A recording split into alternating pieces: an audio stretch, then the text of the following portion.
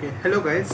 This is the first video of my channel, and basically I created this channel to kind of gain some experience with creating a YouTube channel, creating videos, creating content.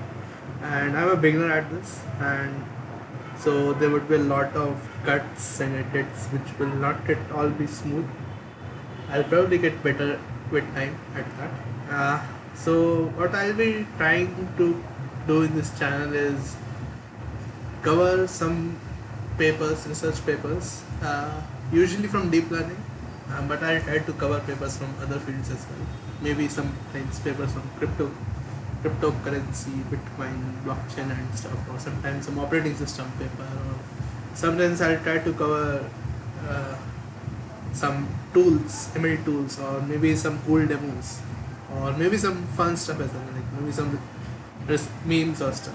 So this channel is heavily inspired by a YouTuber called Yannick Kilcher, who does something pretty similar. In fact, my setup is more or less copied from him. So yeah, shout out to Yannick Kilcher. Uh, so yeah, let's begin. Okay, so today we'll be covering the paper Curiosity Driven Exploration by Self-Supervised Prediction from Deepak Pathak, Pulkit Agarwal, Aryosha Pros, and Trevor Dillon from UC Berkeley. Also, now the affiliations have changed. Deepak Pathak is a professor at CMU, and Pulkit Agarwal is a professor at MIT. So, let's cover the abstract first to get an overall sense of the paper. So, the main problem the paper tries to address is the problem of sparse rewards. So, what if you have an environment which has very sparse rewards? Like, how would you approach that? So, it's an old paper from 2017. So, it said that we should try for some sort of intrinsic reward. We don't have an extrinsic reward. We'll have to figure out a reward for ourselves, and so that's an intrinsic reward. So, and the intrinsic reward they propose is a curiosity based reward. So, we'll go over that later, what exactly is a curiosity based reward. But as they say here, it's kind of the inability or the error of an agent to predict the consequence of its own action. So if we have this Mario here and we have Mario here, and so if my model can predict what will happen if Mario goes to the right, then and if it can accurately predict that, okay, if it pushes the right button, it will move towards the right and predict what would happen then it won't be as it won't be a curious state, or it won't be a novel state, because if you can predict something, then it is not really novel, right? Which is kind of a weird thing if you think about it, and it's a bit debatable, but yeah, this is something that is used by a lot of other algorithms as well. So they use this approach and they experiment on three settings. One is where we have very sparse extrinsic rewards. So they want to see if that in an environment which has very sparse extrinsic rewards, will curiosity allow us to solve that environment without having a lot of extrinsic rewards. The other one is exploration without any extrinsic reward. So if we don't have any reward at all, would curiosity allow us to explore that environment efficiently? And the third is generalization to unseen scenarios, which is basically saying that, okay, the skills that I learned using my curiosity driven exploration in one environment, how well do they transfer to a new environment? So these are the three settings that they test their approach on. So moving further. So this paper is basically a reinforcement learning paper, and just an introduction to reinforcement learning. So what you have in reinforcement learning is that you have an environment. Say you have this environment, this gaming environment, and you have an agent. In this case, our agent would be Mario. Okay. and the agent is performing some actions. Now in this case the actions are what you would do on your joystick, like moving to the right, moving to the left, or jumping, or any other sort of actions. And you have a reward. So in the Mario game the reward is your score, which is here. uh, so that's your reward. uh, and in reinforcement learning the agent has to like figure out how to maximize its reward. So in a game the agent has to learn what actions to take so that it maximizes its reward. The assumption here is that the reward is well designed. So if you maximize the reward, that is equivalent to like uh, completing your game. It's not as if this doesn't work in cases where there is a hack where you can just keep on increasing your reward infinitely without actually solving the game. There are some environments which have those problems, and in that basically you have to change the reward. So the reward should be well defined. It should be incoherent. It should be in line with your goals. Okay. So the reward is a bit of a tricky thing. So in some cases the reward is supplied to the agent continuously, like the running score in Atari game. So you have a score in a game. But in many real world scenarios, rewards which are extrinsic to the agent, which someone else is providing, they are very sparse. So you don't always get the rewards. You get the rewards very rarely.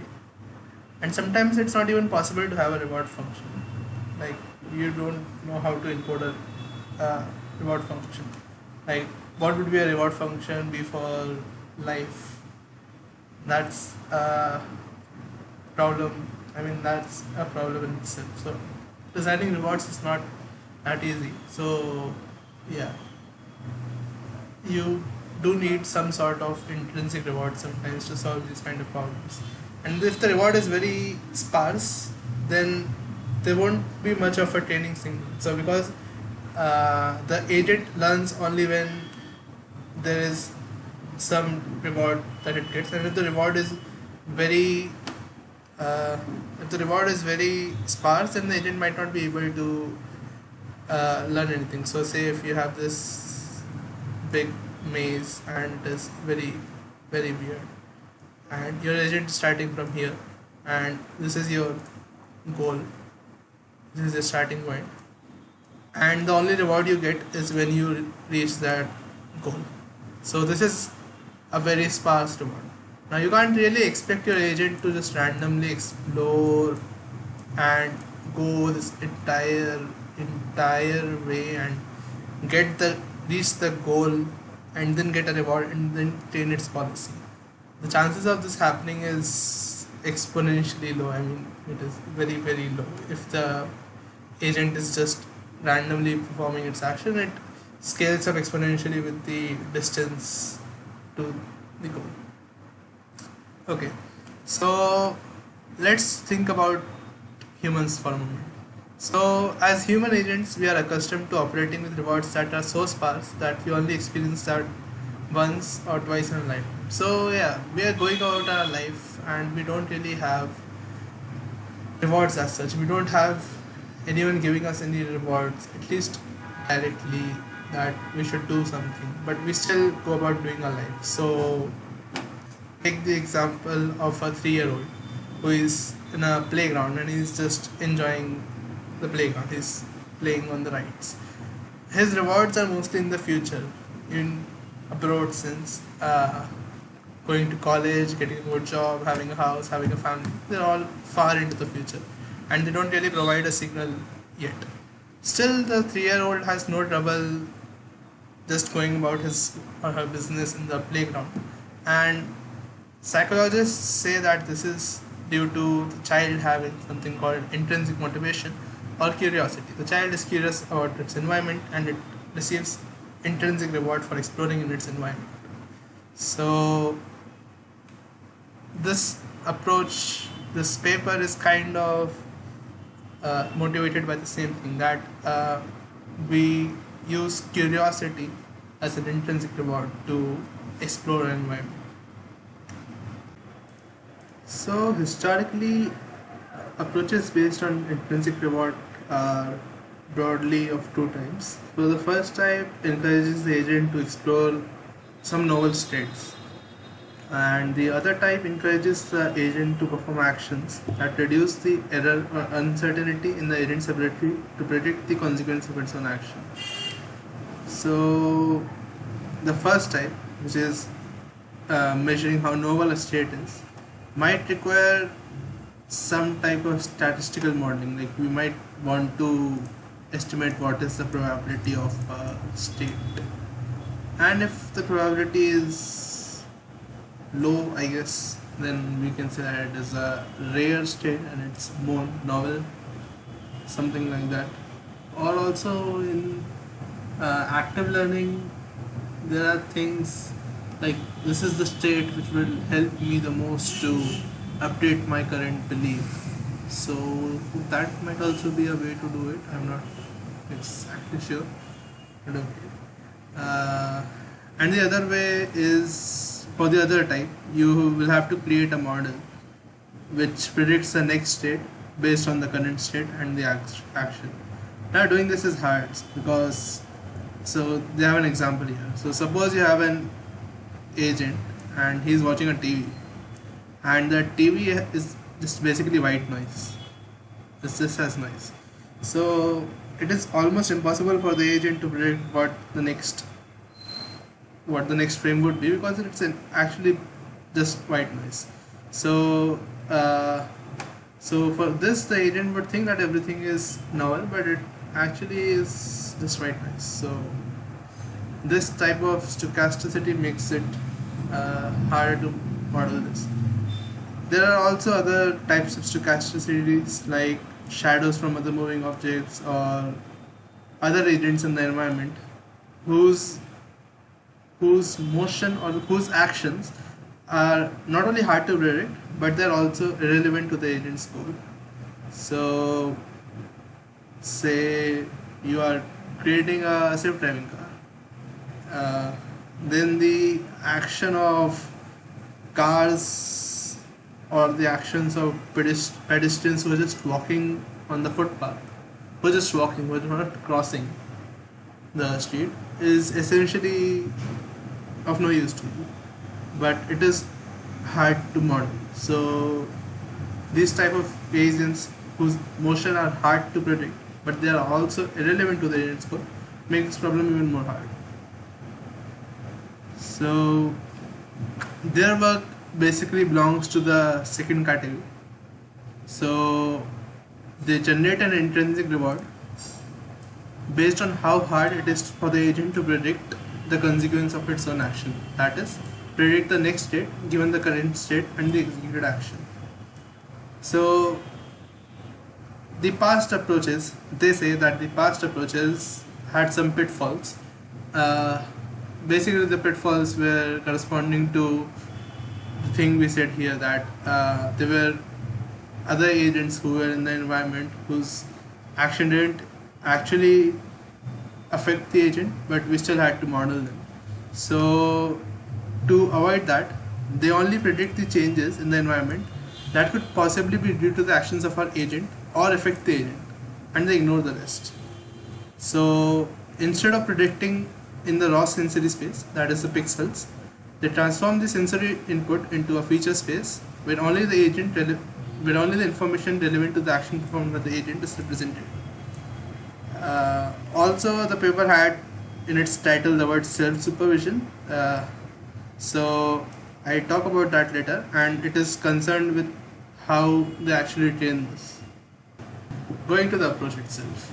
So their agent is composed of two subsystems: a reward generator that outputs the intrinsic reward, and a policy that outputs a sequence of actions to maximize that reward signal. So basically I have one thing that predicts what the reward is, and other thing is a policy which outputs actions to maximize that reward. It's kind of like a actor-critic, sort of like an actor-critic, where the actor is predicting what action to take, what's the policy, and the value network or the critic is predicting the reward or the value. So the policy network is simply an A3C net actor, asynchronous advantage actor critic thingy here, and the sort of neural network they use here is kind of irrelevant to the approach. It is sort of orthogonal. They can replace it with anything and it would work in their approach. So it's not the main focus. Okay, so now let's talk about prediction error as curiosity reward. So first of all, we can think that why are they going through all the trouble to embed everything into a space and then using the reward the error there? Why not do it directly in the raw sensory space? Because one thing is that it is hard to predict pixels directly because it's a very high dimensional space. Also, it's not clear if predicting pixels is even the right object. So the example they give here is that consider observing the movement of tree leaves in a breeze. So it is inherently hard to model breeze, and it is even harder to predict the pixel location of each leaf. Like, it is very complex to model this. So this means that the pixel prediction error will remain high and the agent will always remain curious about the leaves. But actually, for all practical purposes, the motion of the leaves is not really of much use to the agent. So its continued curiosity about them is actually undesirable. So the problem is that the agent is unaware that there are some parts of the state that are actually quite impossible, or if not impossible, unnecessary to model. And so the agent can fall into an artificial curiosity trap and just stall its exploration. Like, it could be, it won't be directed towards what is actually important. It might be lost in modeling things which are not at all important for it. Okay, if not in the raw observation space, then what is the right feature space for making predictions? So they identify three sources: things that can be controlled by the agent, things that the agent cannot control but can it affect the agent, like a vehicle driven by another agent, and things out of the agent control and not affecting the agent, like the moving leaves. So they say that it makes good sense to model 1 and 2 and ignore the 3, because 3 is kind of useless because they are out of the agent's control and they don't even affect the agent. So we should be focused on things which are controlled by the agent, or things that are not controlled by the agent but they affect the agent. Okay, so now let's see this figure which explains how the modeling is done. So you have a state, right, and you feed the state into a policy pi and it outputs an action. Alright, and based on that action and the current state, you execute that action in the current state in the environment and you get a new state, st+1, and through this entire process you get two rewards, one extrinsic and one intrinsic. The intrinsic reward is given by this ICM model, which is the intrinsic curiosity model, which they have explained here, and this is basically the main thing of their approach. So the ICM contains of two models, a forward model and an inverse model.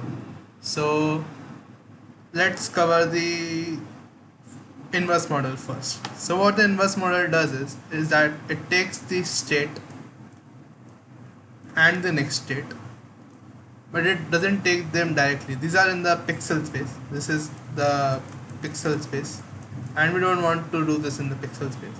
So we instead pass it through an MLP or neural network, or it wouldn't be an NLP, it would be a convolutional neural network because it is image data, and you get a feature space instead here, and then you pass the feature of the current state and the features of the next state, and you predict what is the action, like what action should have my model taken to get this next state from the current state.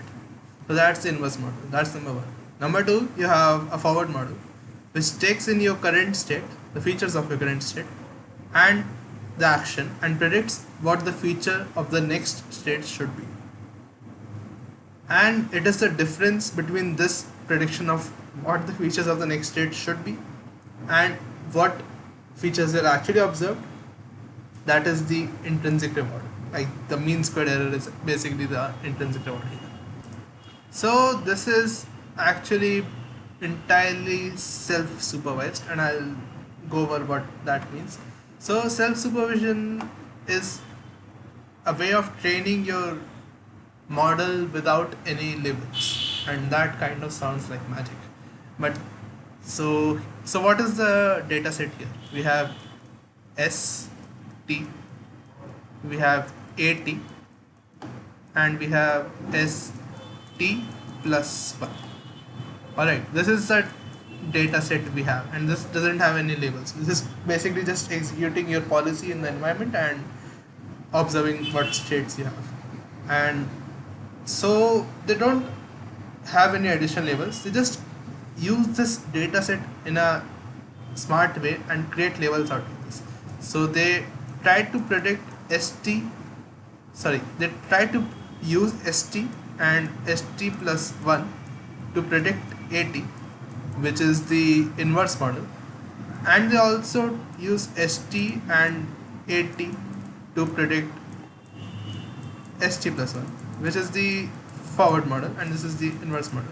So they took the data set and they created this new sort of data set with labeled pairs with input and labels from this original data set to train these models in a self-supervised model. This is used a lot nowadays, especially in text, where you have, say, a sentence, any sentence. This is any sentence, and what you do is you have this long list of text, alright, and to train a language model, what you do is you randomly mask out some tokens from this, and you try to predict this using its neighbors.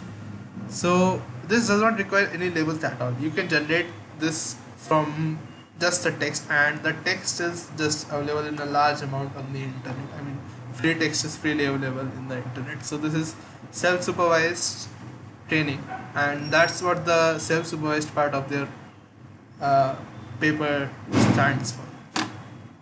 Now what they claim is that because we have this inverse model which basically predicts what action leads to this state tuple, the model will ignore all the things of the third type which are of no use to the agent, I mean which the agent does not affect or which does not affect the agent. So they claim that this inverse training in this fashion would make their approach robust to that third type of things. So that's a claim. I am not exactly sure how true it is, but it is a claim that is supported by their experiments and their results. So yeah, the experiments and the results are justification of the claim. Like, say you have Mario, and Mario is currently here, and then it is here, and move to the right. This is time 1 and this is time 2, and there is some birds or thing flying which you don't really care about. So the inverse model takes this state and tries to predict this right action.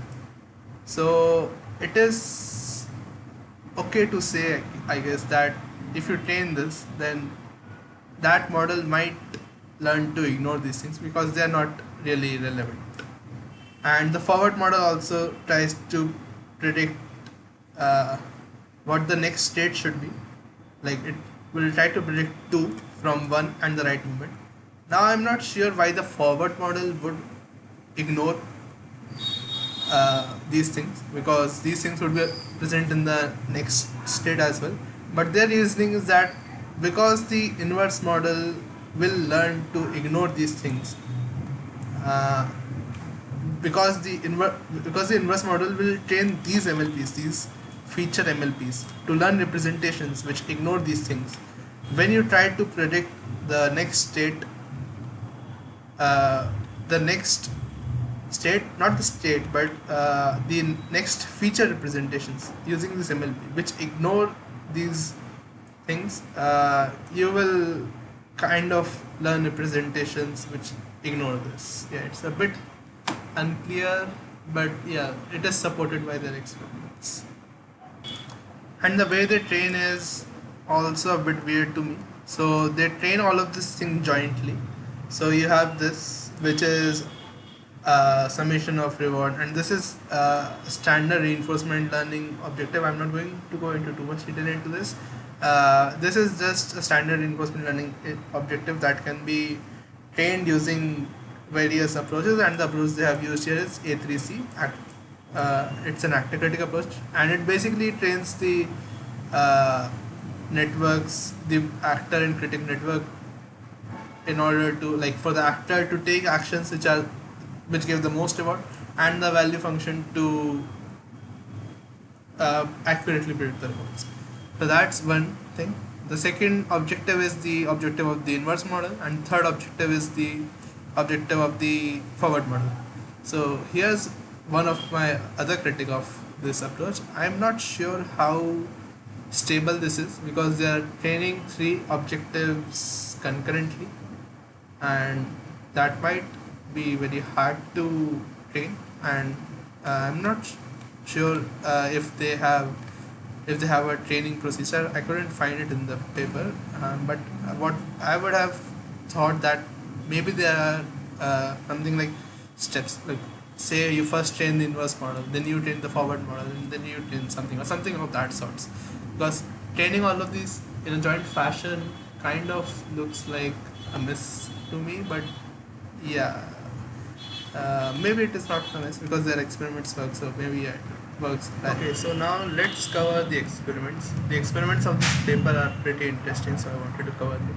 So the first set of experiments are done on the Doom game, the classic Doom game, and they don't have any aliens or stuff in this. They treat Doom as a maze. So the task is to go from point A to point B in a Doom environment. It's like a maze, and inside that they have these three different types of settings of difficulties.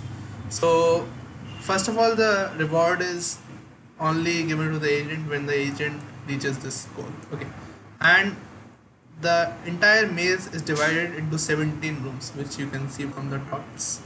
So they have three levels of difficulties. In the dense case, in the dense reward case, they randomly sample from one of these 17 rooms and spawn the agent in it. So say if the agent is spawned here, it would be pretty easy for it to get the reward, but if it is spawned here, it would be very hard to get the reward. So they call it the dense reward thing, which is the easiest level of difficulty. The second level of difficulty, sparse, is always spawning the agent here, which is relatively far away from the goal and is a sparse reward case. And the highest level of difficulty, very sparse case, is always sampling in this room number 17, which is the farthest from the goal and is a very, very sparse reward environment. And they have three approaches which they compare. So one is vanilla A3C, like the standard A3C algorithm.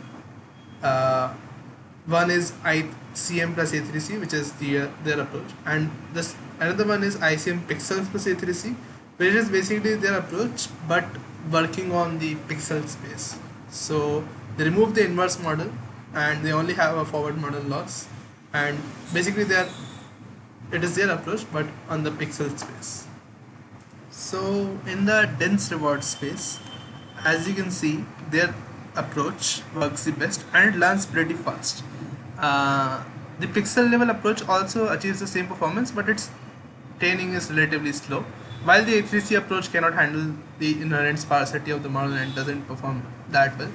They had an interesting reason for why this is relatively slower, but it achieves the same performance because they're saying that because you are randomly spawning the agent in any one of these 17 rooms, the each room would be very different, right? So it would be very hard for a pixel level model to accommodate those changes in the spawning, the image or the image level changes of the appearance of the room of the differently spawned rooms.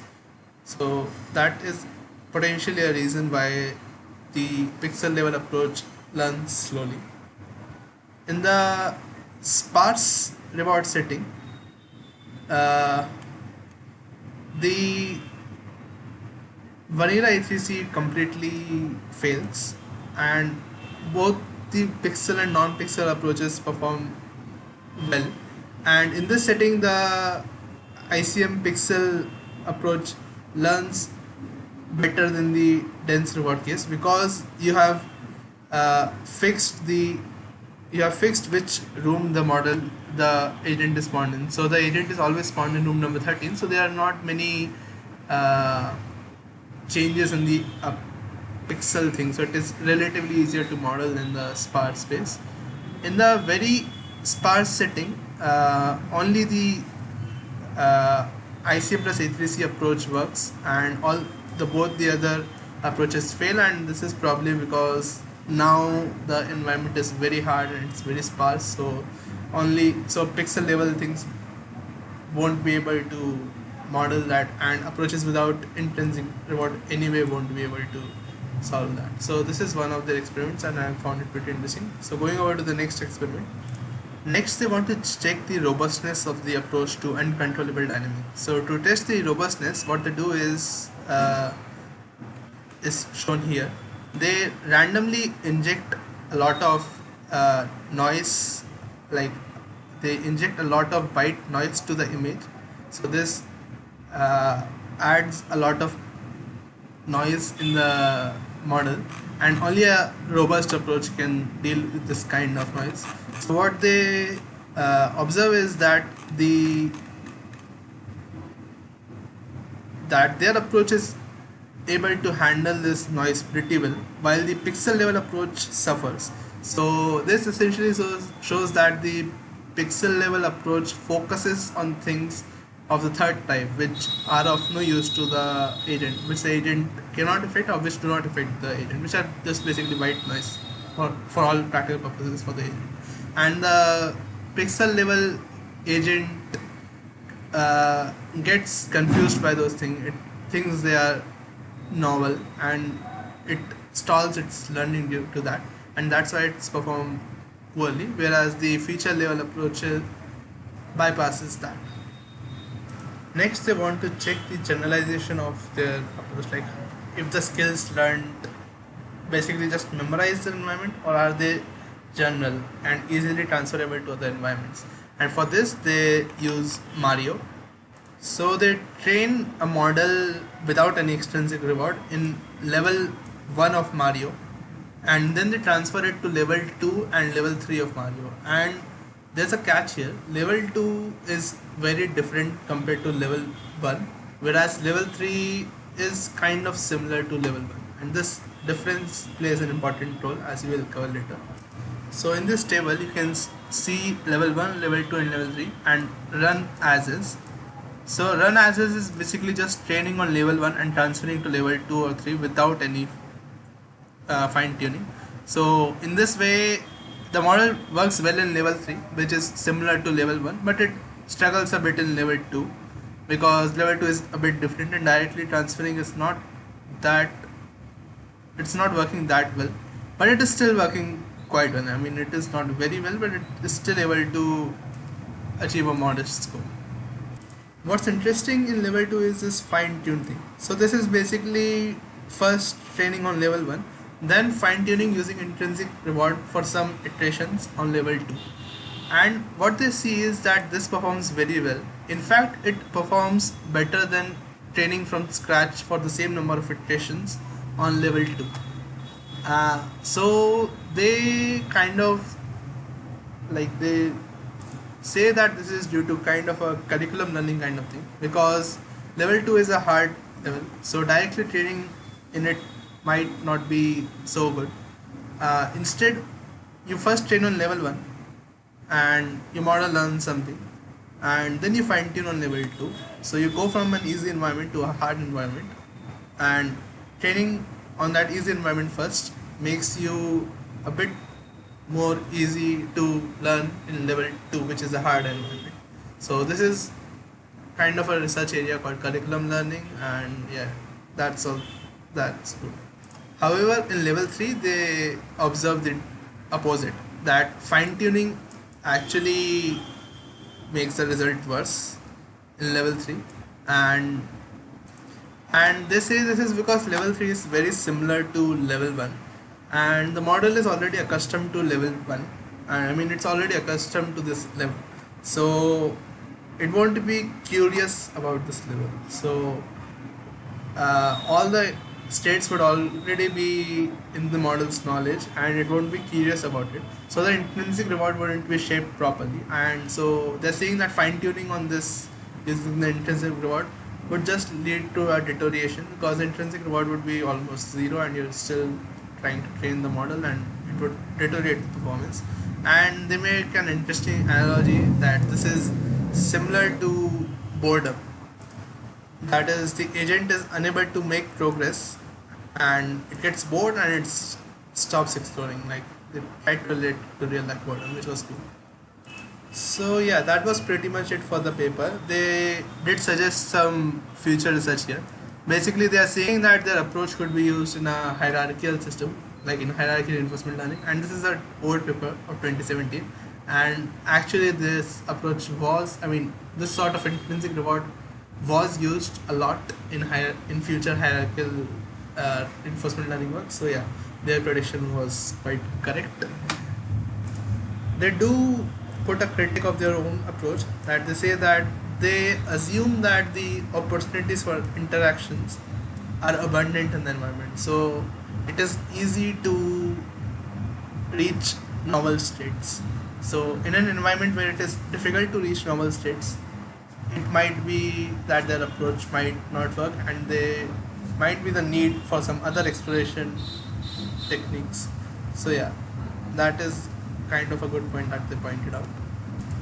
So overall, I think it was a pretty good paper. I mean, I love the explanations in the paper, and the environment and the experiments are also pretty decent. And yeah, I think it is an overall great paper. So yeah, that's all for this post. So yeah, thanks for watching.